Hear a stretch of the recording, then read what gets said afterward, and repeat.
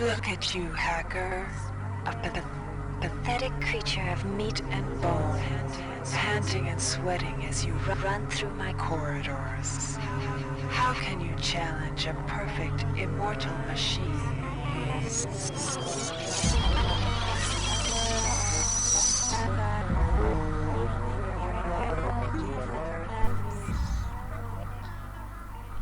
System Shock 2 is an extremely dense game. This density is one of the largest positives of this game. Every area you go through has a thick slice of content in both gameplay and story. System Shock 2 is not a game without flaws, but it stands tall as one of the most iconic games of all time, and for good reason. I will not get into the importance of System Shock 2 or its predecessor in the realm of video games as a whole. I am more interested in how System Shock 2 does now. How does this once legendary game hold up? But first, what is System Shock 2? It is a first person horror immersive sim, and there is one part of that description I will come back to. You are a soldier in the Rickenbacker, which is supposed to provide protection to the Von Braun. Together they are on an historic mission. The Von Braun is the first ship with faster than light travel system after all, and Rickenbacker is accompanying it. But something goes very wrong, and you wake up 5 months later to find dozens of residents of the Von Braun slaughtered, and that something has taken control of the ship. In a very uncontroversial manner, I am going to start my review with a criticism, and I think it is one criticism most people will agree with. The UI is bad, it is outdated and hard to navigate, and to be honest, doesn't look that great. It is also very small for some reason. Navigating it feels like navigating a government website. This may seem like a rather minor issue on the first glance, but this is a major problem in SCI or OSA runs, where you have to manually change the equip power from the screen. I found it especially annoying to listen back to some of the messages the crew left. The minimap, which is also the part of the UI, is okay. System Shock 2 has aged much better than most games of that time. It can't pass off as a modern game, but it has a strong presentation and style that can still be appreciated. One of the main reasons it has aged so well is that the square levels with less rounded structures feel much more natural in a space station. Nature is a lot more rounded than and inconsistent with something made by humans, and that was harder to show on the hardware during that time. Coming back to System Shock 2, the environments are well designed in general, and the areas feel like they can actually exist in a realistic setting. The levels are divided into believable sections, like the one in recreation and the other in engineering, and things like that. And the areas also provide necessary changes in color to more clearly show their tonal differences. The models of humans and humanoids on the other hand looks obviously dated, especially the human ones. You see humans very rarely in the game, alive that is, and the corpses looking uncanny is just good, I would say. The dated models however work much better in case of the enemies, as they kind of seem distorted and unclear, which adds a sense of unfamiliarity and keeps them a bit unsettling. But this may depend on the lighting, and sometimes they just look awkward. The animations are also clunky and weird, especially the hybrids, which have the same animation as the guards in Thief. System Shock 2 has one of the best sound design in any game I have ever played. The sound design lends character to both the ship and the enemies. There were several times where the sounds made me genuinely creeped out and uncomfortable. The part of the sound design that is the most memorable is how all the sounds mix together to create this ambience. Think of a ship that is creaking, that is left isolated, but filled with things you don't understand. That's how well this works. It is better heard than said. Here, take a listen. Is there bass?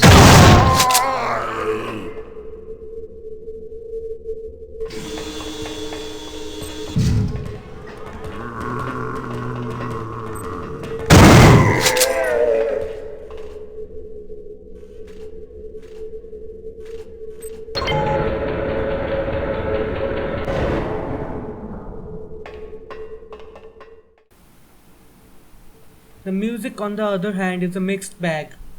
Imagine slowly clearing rooms one by one, peeking at every corner, hearing the hybrids closing in, and then slowly the inappropriate music kicks in. Music is good, but it often does not fit the theme of the environment. The main reason is that it isn't reactive.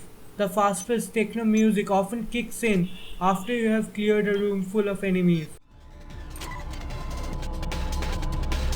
Hi there. Please make your selection.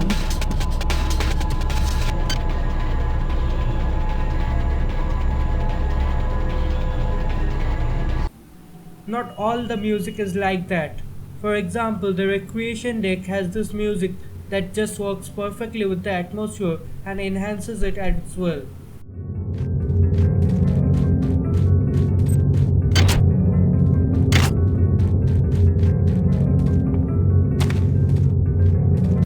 The voice acting is good enough, and although not extremely professionally made, there is a sense of realism within it. Like someone just picked up a recording device and started speaking. The voice acting is good enough on that front. Shogun and the many have great voice acting, and some of the other voice actors are also notable.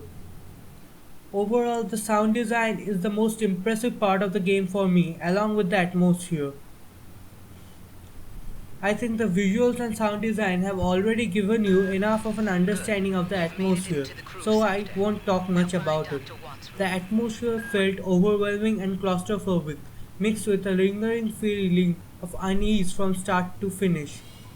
You often feel like you're stuck in a conflict that you aren't capable of understanding. There are dead bodies littered everywhere, but still enough distance from one another that the deaths feel impactful, but the absolute scale of the disaster is noted as well. There are various audio logs recorded by the members of the crew, most of which end up in a tragedy. There is a change of atmosphere within the levels as well. The atmosphere differs in the narrow corridors of the engineering deck and the shopping stores of the recreation deck. It is an insanely well done part of the game. The gameplay in System Shock 2 has a few problems, the biggest of which is jank, closely followed by psi powers. System Shock 2 is the opposite of Thief in the manner that it is purely action focused and stealth barely works. This was my first disappointment with the game, but I think it's for the better. However good the levels are, there is little verticality in them, and stealth doesn't really function that well without verticality. The primary gameplay loop of this game is exploring an area and to find the way to the next area and killing anyone or anything in your way. That's just an average action adventure game loop. What makes this loop engaging is the fact that it is extremely easy to die if you are not paying attention. You have to keep an eye out for danger. Even the areas previously explored aren't safe as the enemies will respawn. System Shock 2 is an immersive sim, meaning there are different ways to take care of situations, and none of the paths is more indicative of that than the psi power. It is a shame then that the psi powers have to come with two major drawbacks. One is you have to mess with the absolutely horrendous UI as there are no keyboard shortcuts to lessen the time taken to mess with the in-game menus. 2. It is almost impossible to know what psi powers will be useful by the end, and some of the psi powers are very specific in their use. In spite of these things, I think a psi build is the most interesting way to play System Shock 2. There are a lot of unique and interesting psi powers like the one which turns you invisible but unable to attack, or even summoning a ring of fire around you. Also, killing isn't necessary for a lot of the game. You can just run away from enemies. If you can manage that, or even hack turrets to kill enemies for you. The levels are well designed and have an easy to follow progression path through them, but there is significant backtracking involved. This generally isn't a major problem, but there are two exceptions: the paintings and the black eggs. The painting has more of a story behind it and is generally even more annoying than the black eggs, but I will describe the black eggs for now. Think of the paintings as finding a few unnamed image files in a place with hundreds of files, and you can't see if a file is an image or not without clicking it. There are 15 black eggs which you have to hunt down, and if you can't progress. That makes this part a chore because if you miss even one egg, you will have to go explore the entire map meticulously to find it. This is just a boring part of the mission. I think destroying all of them should have given you just extra modules or something. It wasn't as necessary. Speaking of that, modules are the thing you use to upgrade your characters in this game. And this part is genuinely one of the most interesting part of the game for me. There is one criticism about this system, and it is that you can be put in an unwinnable situation later in the game. This is a bit hard to mess up, but it is still possible. Now, for all the good things, each and every upgrade makes a noticeable difference in how you play the game, how you approach the situations, and the scope of your abilities. For example, with no hack, you had to fight the turrets, but with one hack, you can shut down the security system and circumvent them. There are often times where upgrades from different trees mesh into each other. You may not want to modify your weapon because they cost a hefty sum to do so and the weapons degrade easily. But if you put points into maintenance, that means you can maintain these weapons, thus guaranteeing that your modified weapons won't fail mid-combat. Also, it is really easy to screw up your character as there are multiple tempting options everywhere. If you pick an upgrade, high chance you will regret it later and hope to pick another. This feeds into the overall feeling of uneasiness prevailing throughout the game. There are security cameras in the levels that have to be taken out or you will be spotted and swarmed by enemies.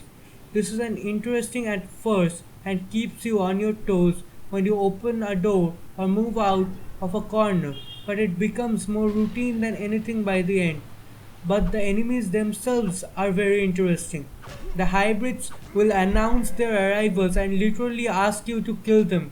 They seem to keep some control of their minds, but just can't stop their actions, and that feels incredibly tragic. Kill me! Hurry! Run! There are cyborg midwives, otherwise known as the most terrifying enemies I have seen in any game I have ever played. They are a mix of robot and female nurses and have an interesting backstory that I will spoil in the story section. For now, listen to their terrifying voice. It's some time to test your reflexes. Oh yes, come here. I have only helped you.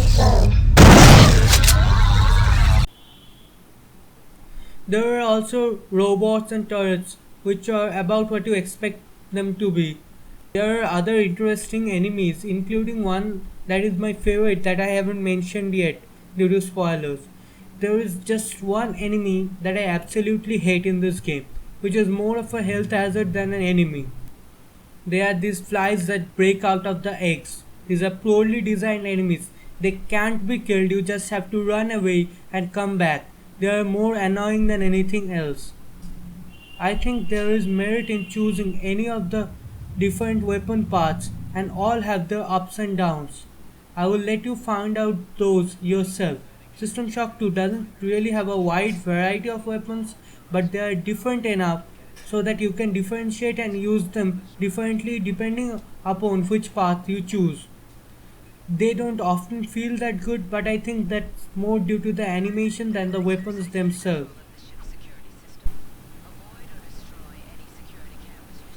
There are a few more issues I had with the gameplay, and the hacking minigame is one of them. It has the worst hacking minigame I have seen in any game. It is completely luck based and has no skill involved at all. And the worst part is you will see them way too often. It is exceptionally shit for how essential it is. Then there is the tedious as hell research. It takes a lot of time and that's basically okay. It happens in the background.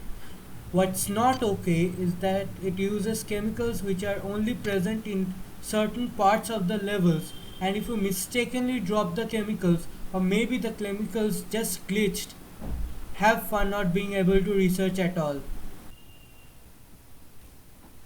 The story of System Shock 2 is much more complicated than it seems at first glance, and it is also one of the most well written stories I have seen in a game of this kind. It is also my personal favorite. The main story is well paced and uses the characters rather well from its narrative. There was a time when I would have believed we can take care of crises like the one in this game well enough, but now I know better. There are also some disturbing parts to this story. I found these schematics on Dr. Miller's desk. They're plans for the kind of cyber modification that's been illegal for 40 years. It's not like him. I was going to talk to him about it and then I noticed the DNA sequence he spec'd for the prototype. It's mine. The death of various crew members or the conversion to the monsters that were once attacking them.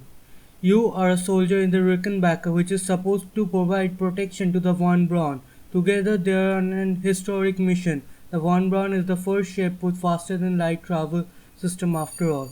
After that you are contacted by Polito, who says that she is on the fourth deck of the ship and that you should quickly meet up with her to discuss shit that's been happening. On your cyber interface, it just might save your life. You must find an elevator and come up to Deck 4 to meet me. Deck 4. Can you remember that? But keep your eyes open. They're after us both now. And gives you a few rudimentary instructions on how to do that. There are massive spoilers ahead. Click on the timestamp on screen if you wish to skip them. You learn that a body called the Many has taken over the ship. The Many seems to take over the bodies of the members of the ship and transform them so that it follows its orders. The Many is a mass and hard to describe without going into more details about its whole nature, and it wouldn't suit a review of this kind. Just know that it is done rather well. You get to the fourth deck. Polito is in constant contact with you through all the way, and then comes the time for the meeting and you see this. The Polito form is dead, insect. Are you afraid? What is it you fear? The end of your trivial existence. When the history of my glory is written, your species shall only be a footnote to my magnificence.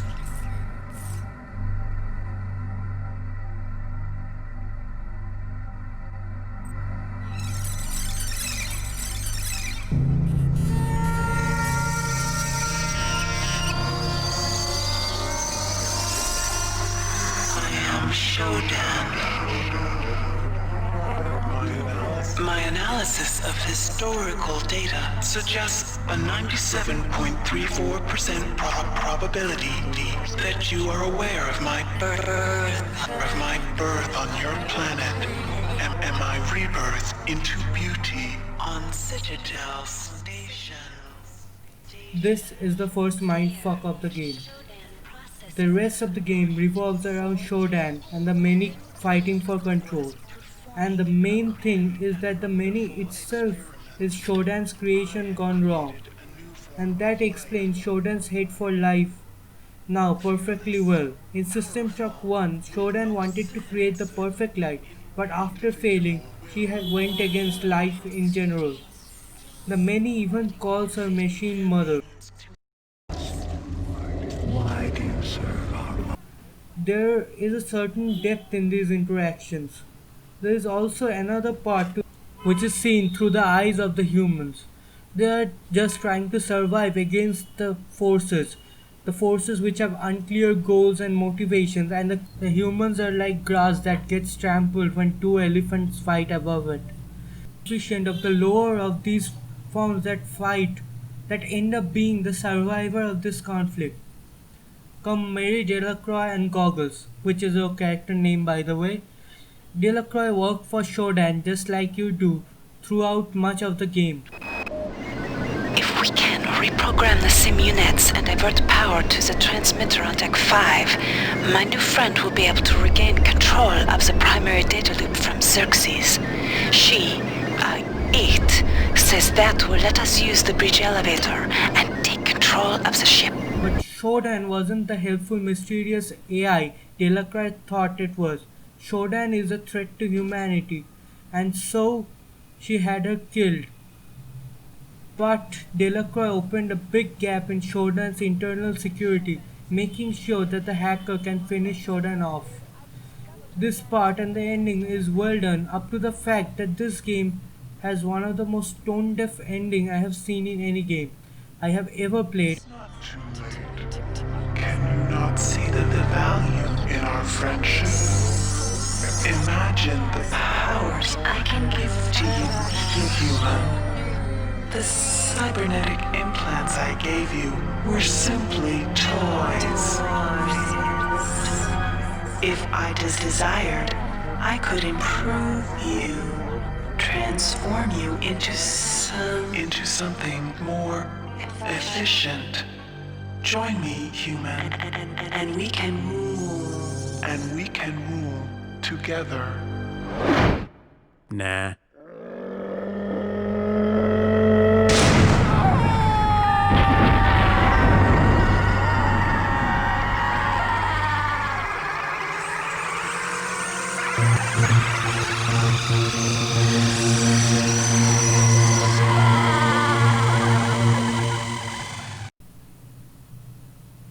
I like this ending, it's fun, but I would be lying if I say it works well with the rest of the game.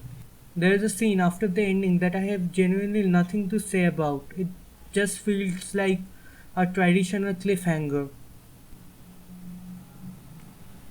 So in conclusion, System Shock 2 is still a game you can pick up and play anytime. It may have lost a bit of that originality with time, but is still an impressively well executed game and a solid experience.